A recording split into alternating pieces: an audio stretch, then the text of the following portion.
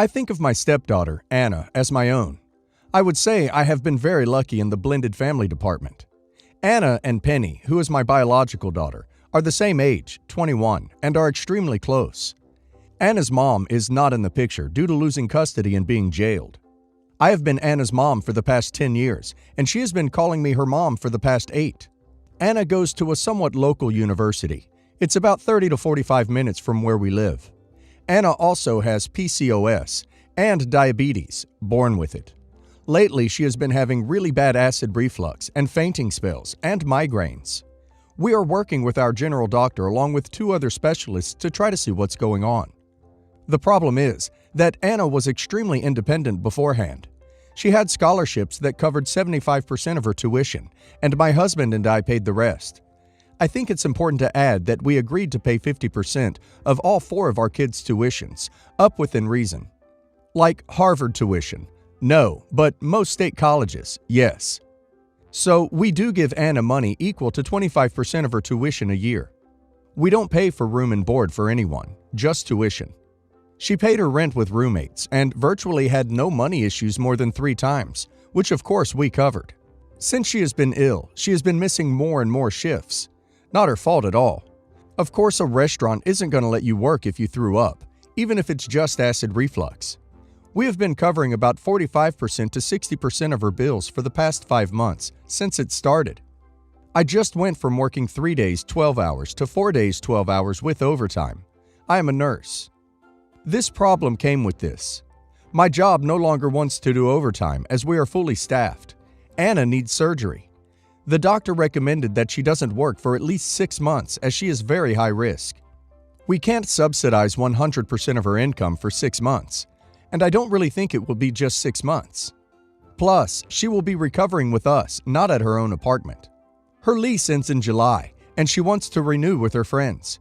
I say no because we would be the ones paying for a place for 4 to 8 months without her even being there. Anna really wants to. My husband is torn because he first agreed with me, but then seeing how upset she is, now is on the fence. I told my husband he can get another job if he wants this, and he used the excuse that this career isn't in demand. I told him he can just bus tables at night, and that would work. He was appalled that I suggested that, since he works 40 to 45 hours a week anyway. I bring up that I went from 36 to 48 hours for this very reason. He thinks I should get another job 1 day a week to cover this, because nurses are in demand and I would make more money. First, 1 day a week isn't going to cover the expenses we are talking. Her appointments, treatment, are already costing us an extra $300 a month, even with insurance. Second, our youngest is 7 years old. We have had to pay more to babysitters, and I'm missing out on valuable time with my other children, which is why I picked 12-hour shifts 3 days in the first place. Third, including treatment costs, they are asking about $800 to $1,100 more from me a month, covering all her bills. Anna could move home as her old bedroom is just empty. I get wanting to live with her friends, but still.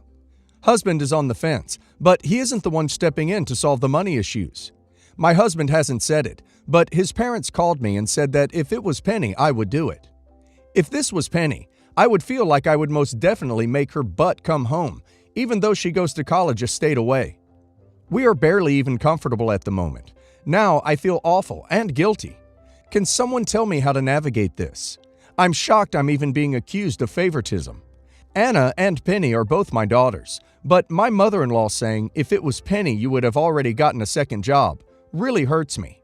Paying an extra $500 to $600 a month hurt us, while even me taking on the extra shift.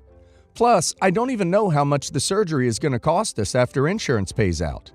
I really feel like I'm being told to sacrifice when I am already at my wit's end.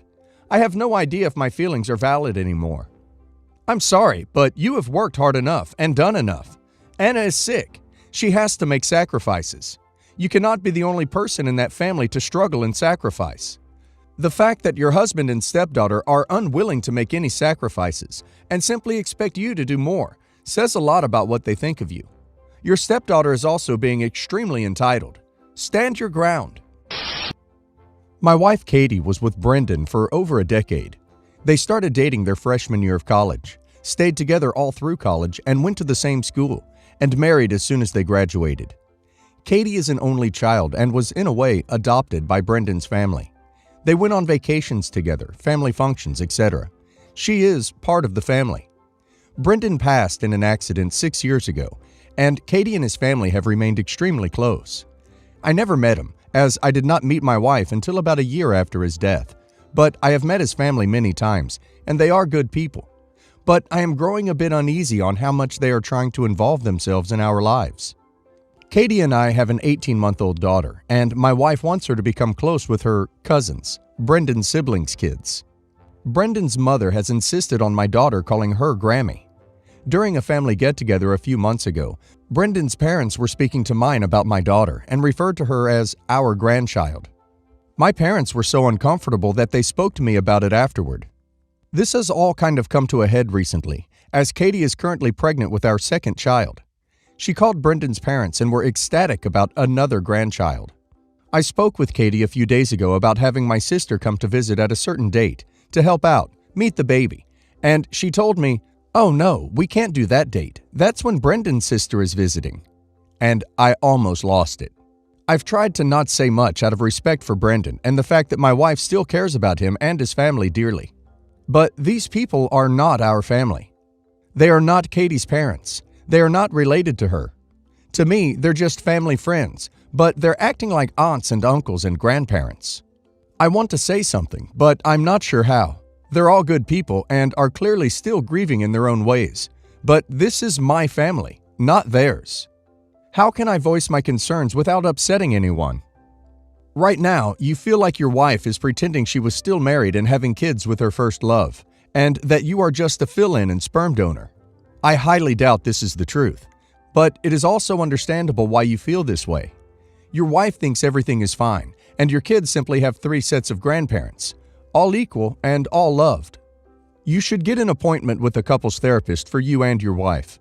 I say this mostly to keep the tension under control with your wife being pregnant.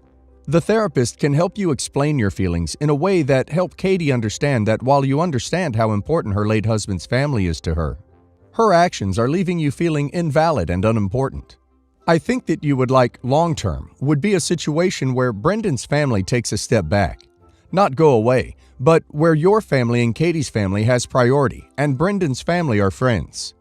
You want to be acknowledged that you are your own kid's father and not some stepfather fill-in. Couples therapy can help with this. Me and my significant other just had our first baby. We were over the moon when we discovered the pregnancy, and we were both really excited to have a child together. We wanted, to get married next year, and everything was going great. We were happy. We both look very white, pale skin, blue eyes, brown and blonde hair. However, my great-great-grandpa was black, and some of his features have popped up here and there in our family. Kinky hair, darker skin, more black-looking facial characteristics. My significant other knows this and have seen some of my aunts, uncles, and cousins who have these features. I, however, don't have any myself, and neither does my mom. Our daughter was born 5 days ago, and I guess she just got all the dormant genes in me, because she's really dark-skinned compared to us, with really curly hair. I think she's adorable, but my significant other flipped. He accused me of cheating, that the baby couldn't possibly be his. I've never given him a reason to suspect me of infidelity, and I've certainly never cheated. We argued about it. I pointed out all my cousins and other relatives who have black features, but he absolutely refused to listen. Said our daughter looked too black for that to be a plausible explanation. He stormed out of the hospital, sent me a text an hour later that we were over, and when I got home from the hospital the next day, he wasn't there, and most of his personal belongings gone. I tried to reach him, but he didn't answer my calls or texts until 3 days later, when he told me he demanded a paternity test to prove that I was a liar. And if I refuse, I'll never see him again. I'm completely broken down and hurt over this. Our entire relationship, he's been so sweet and rational. This is completely unlike him. If he'd just calmly asked for a paternity test to begin with, I wouldn't have been hurt, but I guess I could understand the concerns. Our daughter looks nothing like him, but I don't think our relationship can survive this, even when I proved to him I wasn't lying. Should I go through with the test, or just cut my losses here and raise her alone? That's your decision to make. However, in your situation, I'd do the paternity test either way. If you decide to leave him, it's a nice big duck you to him. And if you decide to stay, he gets his peace of mind. It's a win-win situation, really. I'd be hurt as duck if my significant other accused me of cheating, even though I've never shown any signs of it. However, I don't know how I'd react if I had a white girlfriend and the baby came out black. This is probably a 1 in a million type of situation, so I really can't say anything else about this. Update. Well, I decided to get the test done. The results are in, and of course she's his. The whole process was absolutely ridiculous. I got an appointment with the doctor and texted significant other the time and location. He didn't answer but showed up. And the entire time, he didn't say one word to me, and he didn't want to touch or even look at baby, and left as soon as they'd taken his sample, despite the doctor asking him to stay so we could go over a few things. Once he left, I just broke down, and I must say the doctor was really nice. Didn't judge me or accuse me of anything, just calmly went over how the test works, and told me babies are often born darker than they actually end up being. Baby was an absolute champ, barely fussed when they drew her blood. I got the results yesterday.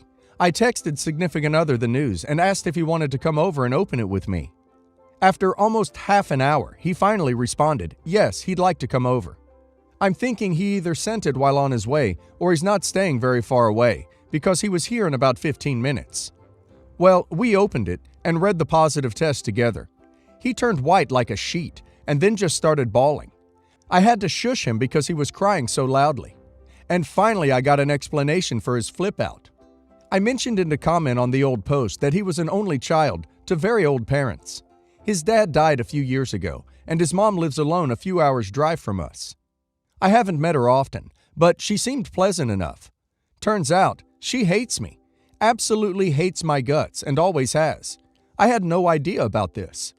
She's always acted kinda snobby, sure, but I had no idea she disliked me this much.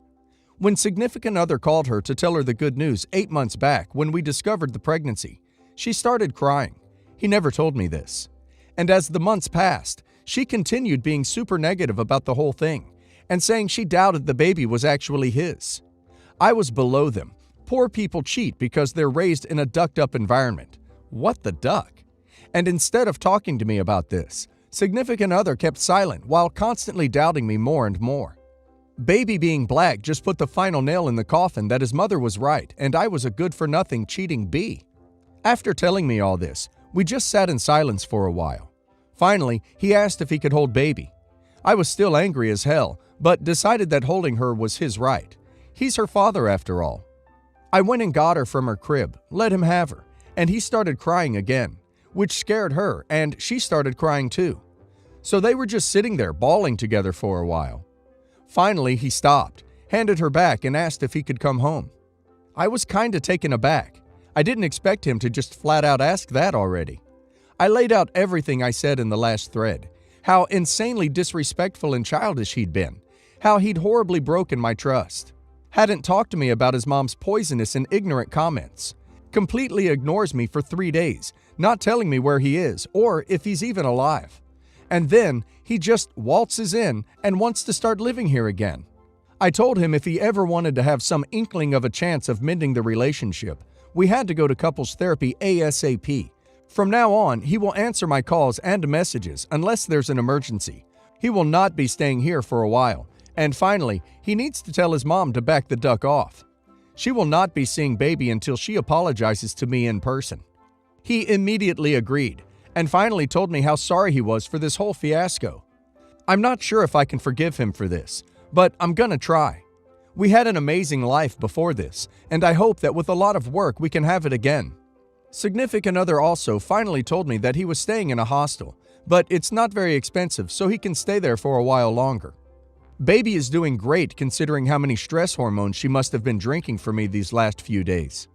Her hair is falling out, but the doctor told me it was normal, and babies often lose most or all of the hair they're born with. I'm hoping her new hair will grow in blonde. That would make her even cuter. My mom thinks I'm absolutely nuts for trying to work things out, but I think it'd be best for everyone if we at least give it a shot, especially baby. My girlfriend is 3 months pregnant, and it's going to be my first child, so everyone has a lot of opinions on it and care too much, specifically my mom. She cried when she found out my girlfriend was pregnant. I told her 2 weeks ago, and she said, "I can't believe you would do this to me. I'm too young to be a grandmother." She just turned 40 this year and already was insecure about feeling old. She stopped talking to me for a few days, then asked me if it was too late for my girlfriend to get an A. I told her that we were keeping the baby, and she just paused and then hung up the phone. This week, my girlfriend and I were invited to my family's for a dinner they planned for us because my mom wanted to be the one to announce to the family that we were expecting. I thought it would just be my immediate family, but she invited over literally everyone, like it was a baby shower. My girlfriend was overwhelmed, and she cried when she walked in to see so many people. My mom was acting cheerful. She likes being the center of attention whenever there's guests, and it's embarrassing. She immediately pulled my girlfriend into the center of the living room and started introducing her to people I haven't seen in years, while she had her hand rested on her stomach. She said, "Wow, look how big you got already." My girlfriend is barely showing. She also pointed out her boobs, saying, "Wyatt, me, probably can't keep his hands off you, huh?" She's so weird. When we sat down to eat, my girlfriend ran out of the dining area to throw up, and Mom was offended by it, thinking she didn't like the food because it's not Spanish food. My girlfriend is Puerto Rican. But my girlfriend told me she couldn't handle the smell of the salad dressing. While we were eating, my mom joked in front of everyone, saying, "If it's not a boy, I'll regret them not getting that A." And they laughed. My girlfriend didn't know about the A comment beforehand. She looked at me and started crying, and that's when my cousins and aunt started consoling her. I told my mom that was too far, and she just said, "She's all teary-eyed because of the pregnancy hormones." And she's told my girlfriend, "It's a joke, sweetheart. You're okay. We're all here for you."